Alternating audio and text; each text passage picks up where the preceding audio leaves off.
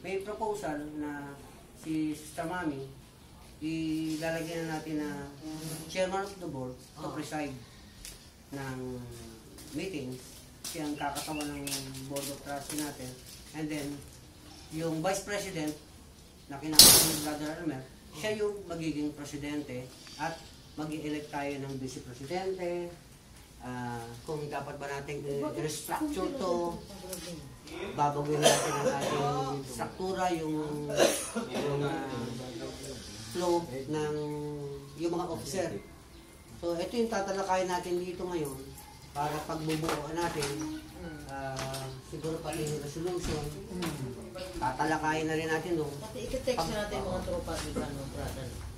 Pero hindi rin naman tayo nire-required ng SEC about dun sa resolution or sa mga amendments. Okay. Basta sabi nila sa atin, total, wala naman kayong, hindi naman nagkaroon ng election, failure election, dahil wala nga tayong mga miyembro dumating. So, hindi na natin kakailanganin ng mga resolutions or amendment. I-submit lang natin yung new set of officers natin doon sa kanila, and then, okay na yun. Ang penalty, wala naman daw tayong penalty, since kasi alam naman nila ang organization natin, hindi naman tayo non-profit na organization tayo. So hindi sila masyadong mahigpit sa atin. As long na nagko-comply tayo dun sa yung tinatawag na General Information Sheet.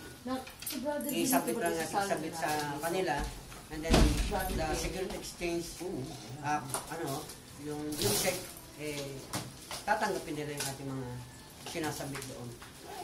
Sa resolution, wala naman. Ihitin mo. Wala naman problema. Okay.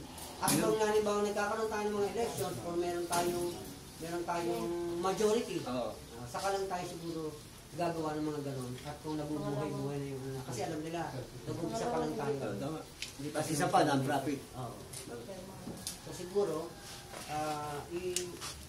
regarding dun sa papaksain yun, ibabalik na uli namin kay Brother Elmer regarding sa continuation ng first agenda natin.